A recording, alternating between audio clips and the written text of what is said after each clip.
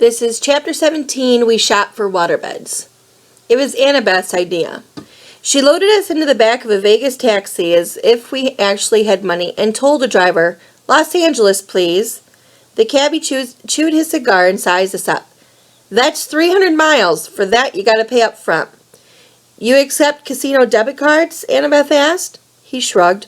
"Some of them. Same as credit cards. I gotta swipe them through first." Annabeth handed him her green Lotus cash card. He looked at it skeptically. "Swipe it," Annabeth invited. He did. His meter machine started rattling. The lights flashed. Finally, an infinity symbol came up next to the dollar sign. The cigar fell out of the driver's mouth. He looked back at us, his eyes wide. "Where to in Los Angeles, Your Highness?" "The Santa Monica Pier." Annabeth sat up a little straighter. I could tell she liked this "Your Highness" thing. "Get us there fast and you can keep the change." Maybe she shouldn't have told him that.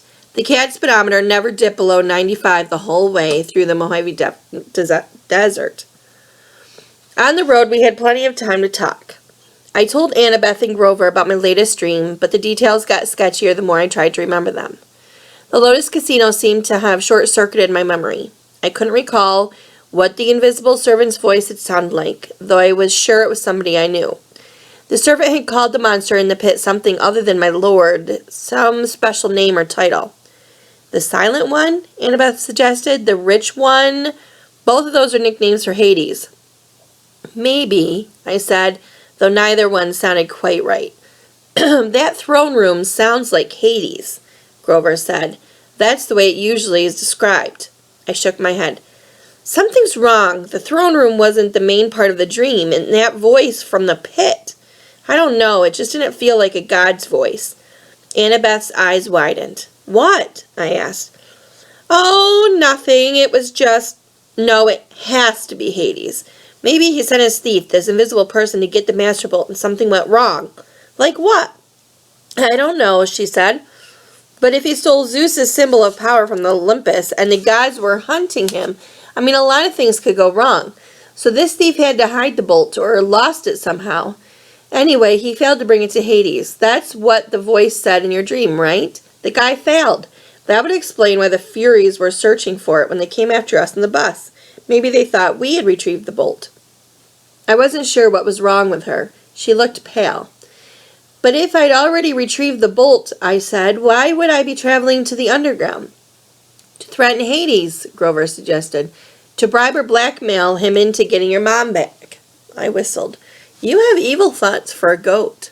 "Why, thank you." But the thing in the pit said it was waiting for 2 items. "If the Master Bolt is one, what's the other?" Grover shook his head, clearly mystified. Annabeth was looking at me as if she knew my next question and was silently willing me not to ask it. "You have an idea what might be in the pit, don't you?" I asked her.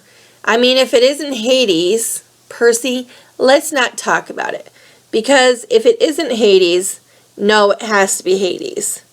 Wasteland rolled by.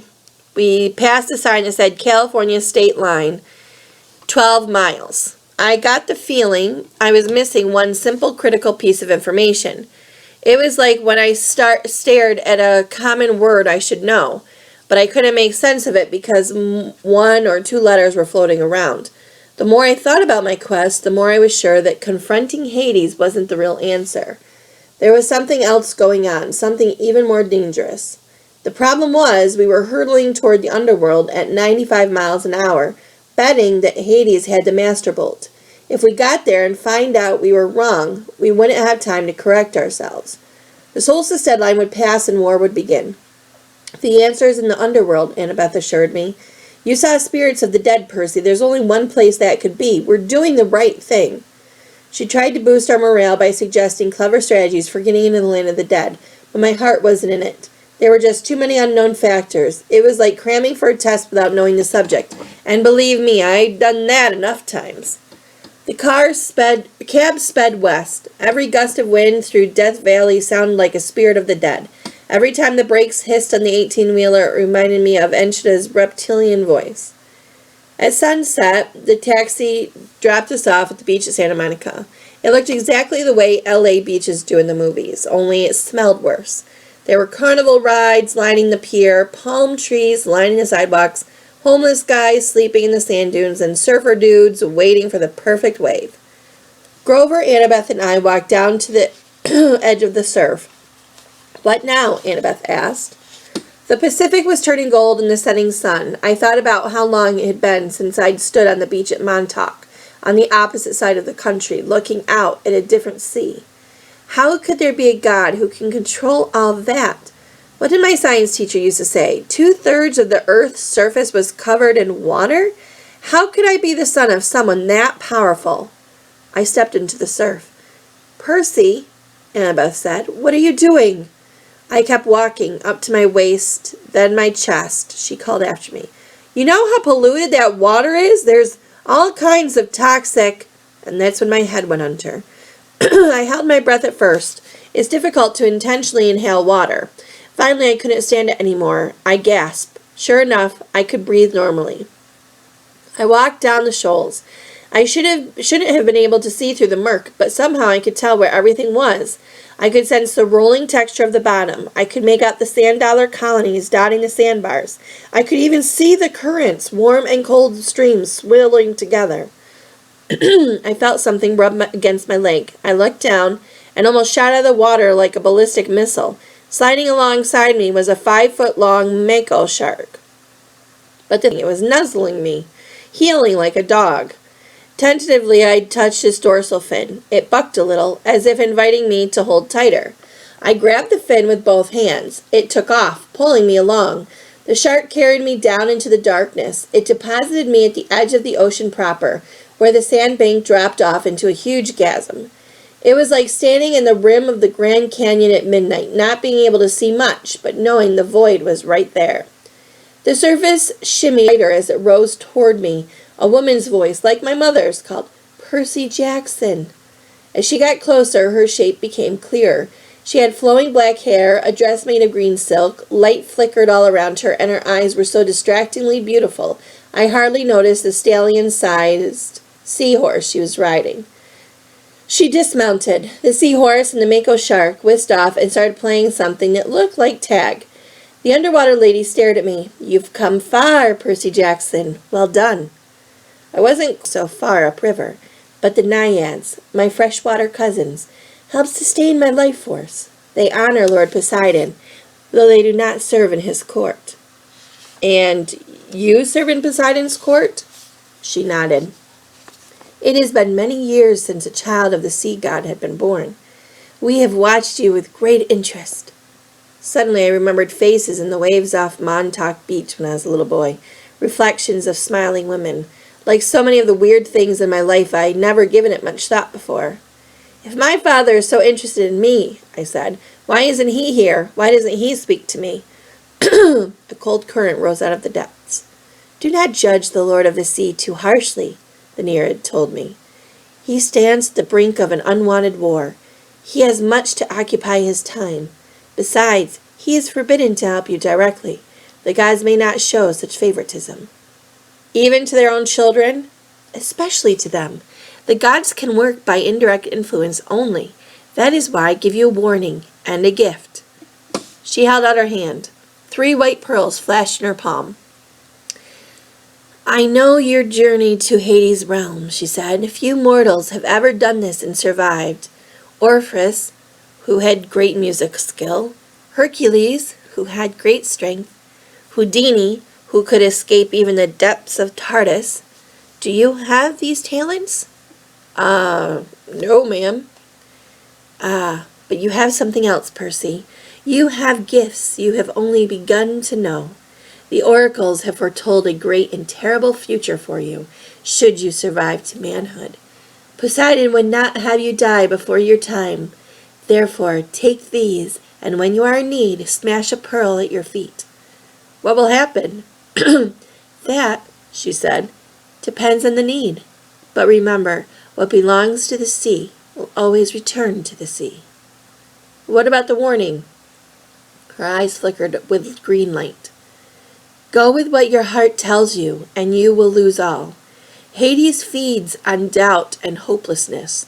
He will trick you if he can, make you mistrust your own judgment. Once you are in his realm, he will never willingly let you leave. Keep faith. Good luck, Percy Jackson." She summoned her seahorse and rode toward the void. "Wait!" I called. "At the river you said not to trust the gifts. What gifts?" "Goodbye, young hero," she called back, her voice fading into the depths. "You must listen to your heart." She became a speck of glowing green, and then she was gone. I wanted to follow her down into the darkness. I wanted to see the court of Poseidon, but I looked up at the sunset darkening on the surface. My friends were waiting. We had so little time. I kicked up toward the shore. When I reached the beach, my clothes dried instantly. I told Grover and Annabeth what had happened, and showed them the pearls. Annabeth grimaced. "No gift comes without a price." "They were free." "No." She shook her head. "There is no such thing as a free lunch. That's an ancient Greek saying that translated pretty well into American. There will be a price. You wait." And on that happy note, we turned our backs on the sea. Some spare change from Aries' backpack, we took the bus into West Hollywood.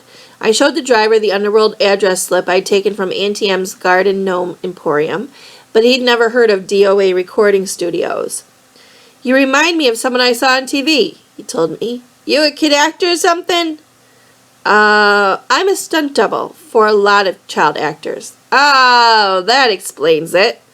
We thanked him and got off quickly at the next stop. We wandered for a few miles on foot looking for DOA. Nobody seemed to know where it was. It didn't appear in the phone book. Twice, we ducked into alleys to avoid cops. I froze in front of an appliance store window because a television was playing an interview with somebody who looked very familiar. My stepdad, Smelly Gabe. He was talking to Barbara Walters. I mean, as if he were some kind of huge celebrity. She was interviewing him in our apartment in the middle of a poker game, and there was a young blonde lady sitting next to him, patting his hand. A fake tear glistened on his cheek. He was saying, "Honest, Miss Walters, if it wasn't for Sugar here, my grief counselor, I'd be a wreck. My stepson took everything I cared about. My wife, my Camaro. I'm sorry. I'm having trouble talking about it." "There you have it, America." Barbara Walters turned to the camera. "A man torn apart, an adolescent boy with serious issues. Let me show you again the last known photo of this troubled young fugitive, taken a week ago in Denver." The screen cut to a grainy shot of me, Annabeth, and Grover standing outside the Colorado diner, talking to Aries. "Who are the other children in this photo?" Barbara Walters asked dramatically. "Who is this man with them? Is Percy Jackson a delinquent, terrorist, or perhaps a brainwashed victim of a frightening new cult?" When we come back, we chat with a leading child psychologist. Stay tuned, America. "Come on," Grover told me. He hauled me away before I could punch a hole in the appliance store window. It got darker, and hungry-looking characters started coming out in the streets to play. Now, don't get me wrong. I'm a New Yorker. I don't scare easy, but L.A. had a totally different feel from New York. Back home, everything seemed close. It didn't matter how big the city was. You could get anywhere without getting lost. The street pattern in the subway made sense. There was a system to how things work. A kid could be safe as long as he wasn't stupid. L.A. wasn't like that. It was spread out, chaotic, hard to move around. It reminded me of Aries. It wasn't enough for L.A. to be big. It had to prove that it was big by being loud and strange and difficult to navigate, too. I didn't know how we were going to find the entrance to the underworld by tomorrow, the summer solstice. We walked past gangbangers, bums, and street hawkers who looked at us like they were trying to figure out if we were worth the trouble of mugging. As we hurried past the entrance of the alley, a voice from the darkness said, "Hey, you!" Like an idiot, I stopped. Before I knew it, we were surrounded. A gang of kids had circled us, 6 of them in all, white kids with expensive clothes and mean faces. Like the kids at Yancey Academy, rich brats playing at being bad boys. Instinctively, I uncapped Riptide. When the sword appeared out of nowhere, the kids backed off, but their leader was either really stupid or really brave, because he kept coming at me with a switchblade. He made the mistake of swinging. The kid yelped, but he must have been 100% mortal because the blade passed harmlessly through his chest. He looked down. "What the?" I figured I had about 3 seconds before his shock turned to anger. "Run!" I screamed to Annabeth and Grover. We pushed 2 kids out of the way and raced down the street. Not knowing where we were going, we turned a sharp corner. "There!" Annabeth shouted. Only one store in the block looked open, its windows glaring with neon. The sign above the door said something like Krusty's Water Bed Palace. Krusty Water's Bed Palace? Grover translated. It didn't sound like a place I'd ever go except in emergency, but this definitely qualified. We burst through the doors, ran behind a waterbed, and ducked. A split second later, the gang kids ran past outside. "I think we lost him," Grover panted. A voice behind us boomed. "Lost who?"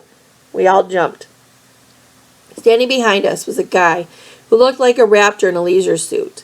He was at least 7 feet tall, with absolutely no hair.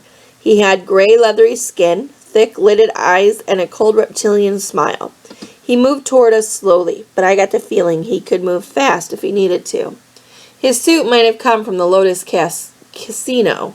It belonged back in the 70s, big time. The shirt was silk paisley, unbuttoned halfway down his hairless chest. The lapels on his velvet jacket were as wide as landing strips, and silver chains around his neck, I couldn't even count them. "I'm Krusty," he said with a tartar yellow smile. I hesitated the urge to say, "Yes, you are." "Sorry to barge in," I told him. "We were just, browsing." "You mean hiding from those no-good kids?" he grumbled. "They hang around every night. I get a lot of people in here, thanks to them. Say, you want to look at a waterbed?" I was about to say no thanks when he put a huge paw on my shoulder and steered me deeper into the showroom. There was every kind of waterbed you could imagine, different kinds of wood, different patterns of sheets, queen size, king size, emperor of the universe size. "This is my most popular model." Krusty spread his hands proudly over a bed covered with black satin sheets, with built-in lava lamps on the headboard. The mattress vibrated so it looked like oil-flavored Jell-O. "Million hand massage," Krusty told us. "Go on, try it out. Shoot, take a nap. I don't care. No business today anyway." I said, I don't think. "Million hand massage," Grover cried and dove in. "Oh, you guys, this is cool." Krusty said, stroking his leathery chin.